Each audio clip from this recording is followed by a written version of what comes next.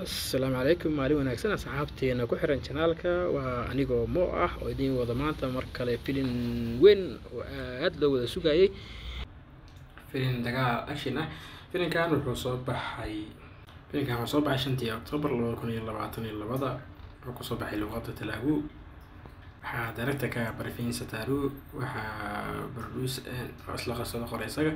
waxa wada actorina horkacayo Nagarjuna waxa wada actor-ka caanka ah Nagarjuna Kiani Sanal Jahan Manak Anika Sarandan Anis Chaudhary Rafi Farma iyo Serikanti loo qiimeeyay MDB India waxa ku qiimeeyay 10kiiba 6 Victory Series waxa ku qiimeeyay 5tiiba 3 bar Times of India waxa ku qiimeeyay 5tiiba 2 bar Crazy Movie Update waxa ku qiimeeyay 5tiiba 3 فيلم مرجعنا أنا كيل دونتان قصة الفيلم كان وحياة عسكري هاري أو كتير سنجري إذا كنت بقول كدي بهالمرة لوينها يا سلام كدي بوصل لعبنا يا فيلم دجالة فيلم مرجعنا أنا كيل دونتان كان تبصر كوف على الفيلم كان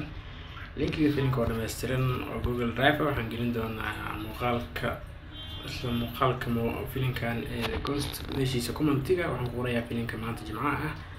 والله دان كوعدي لينك فيلم كانوا دمسترن او اتش دي جوجل درايف او فلا waxaan gelin doonaa muuqaalkan meeshiisa commentiga waxaan ku qorayaa filimka maanta jimcaha